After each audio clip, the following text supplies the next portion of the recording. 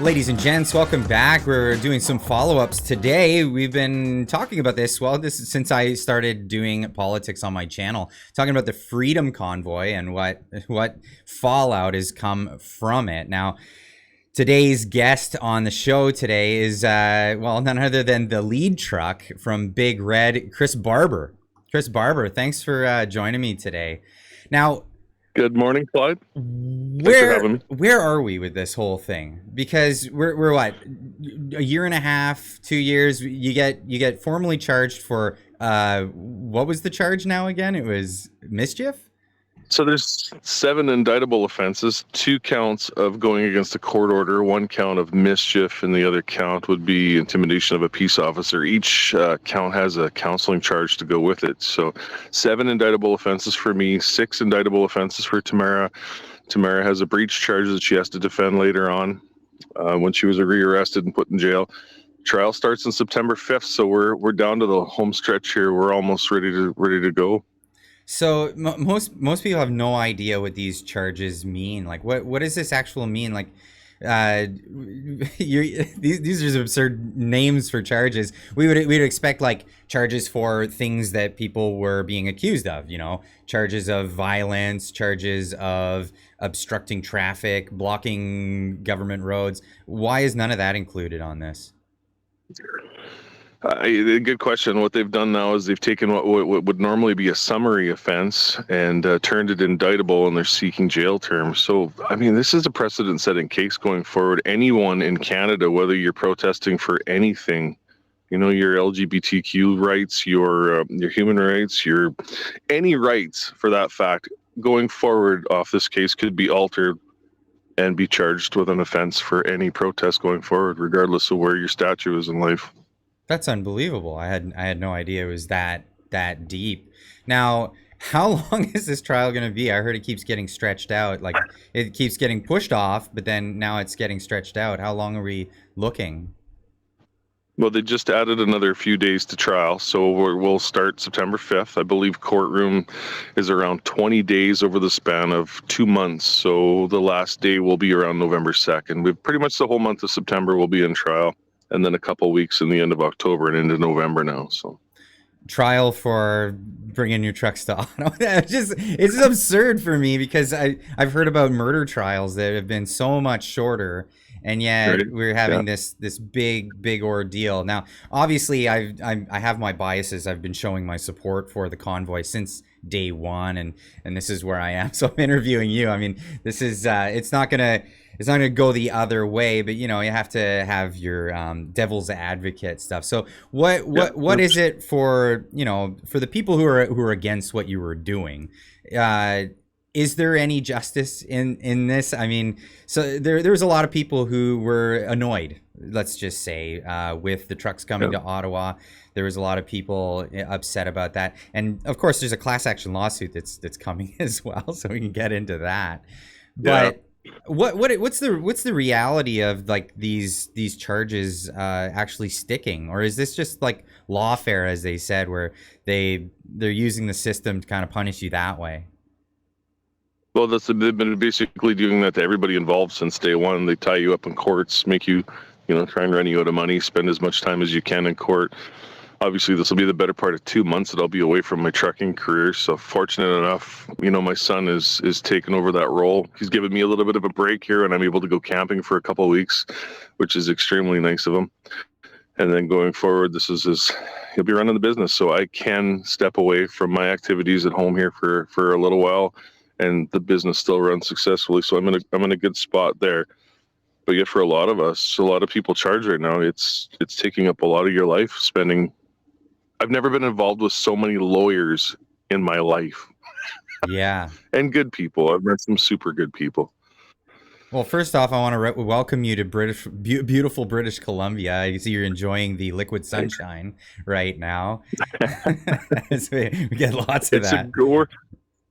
We're way up north right now. We're up in Fort St. John visiting the Hab family, the producers of the documentary Unacceptable. We spent an amazing weekend up here in the Bucherts. We've had a really, really good start to a holiday, and now we're going to make our way down into the lower mainland, down into the bottom, and spend some time with some friends and get a little bit of a break before the hectic fall picks up. And the end of the month, I'll leave home on the 25th of August, and I will drive out to Ottawa. So I have a vehicle out there. I've got an apartment rented for a month, and I won't be back, and I won't be able to come home till September 22nd or 23rd, I believe, and then I'll have to go back for a little bit of time in October. So. Right. Now, speaking of how much money this all costs, how are you recouping the cost? So there was donations that were given to the truckers for the whole thing, but that's all been tied up in court case, or it's all in escrow, I believe. So nobody has access to that. We've tried a couple times to access some of the funds for legal funding, and we've been denied every single time. So we've the JCCF, the Justice Center for Constitutional Freedoms, has been helping us quite a bit. The Democracy Fund has been funding for quite a bit of stuff, and as of late, we've added another element to it where we're just getting people donate directly to a lawyer's trust account if they feel the need that they want to help out. So the law firm in Ottawa that's representing myself has set up a trust account. That way there's no question about funds, nothing can go wrong. It's all accounted for and properly distributed, and then it can help others out too. So how would people use that if I put a link in the description down below? Magus Law is the law firm that's representing myself. I'll give you the email address for e-transfers, and that's there's a mailing address and an e-transfer in case checks or e-transfers. So okay, and then it's raining out here. Like I said, liquid sunshine. That's it. Welcome to BC. Now, when you're coming back down, you're going through the Lower Mainland. Maybe I can convince you to come by and swing by. I'm on the way, so. Maybe we can make that. Are you? Whereabouts? What town are you in? I'm in Squamish. I'm just north of Vancouver, so we could work nice. Something out. Okay. Yeah, we could. I'll see what I can do. Yeah, we're going to be taking off from up here today. It's gorgeous. I love BC. My wife and I usually come out here once in the summer times for usually a week with a camper. That's usually our yearly getaway, and this year we'll have 2 weeks now, I'm hoping. So nothing catastrophic has happened at home yet that I have to run home to fix yet. The boys working after good. Well, that's good. And so like people who don't know, like you actually run a trucking business. It's not, you weren't just doing it as like a showboaty thing for the Freedom Convoy. This is actually your career. This is what you do, and this is your livelihood here. This mandate that made me get involved in the Freedom Convoy was the mandates from the federal government was a direct impact on my business, my cross-border activity. I held off to the last minute before I got vaccinated, but unfortunately, so many other truckers that I work with in this industry that didn't feel the need to get vaccinated were heavily affected. So, yeah, I still stand to the truth. It hurt us huge, and I don't think the implications of that in the Trudeau regime have even been fully felt yet.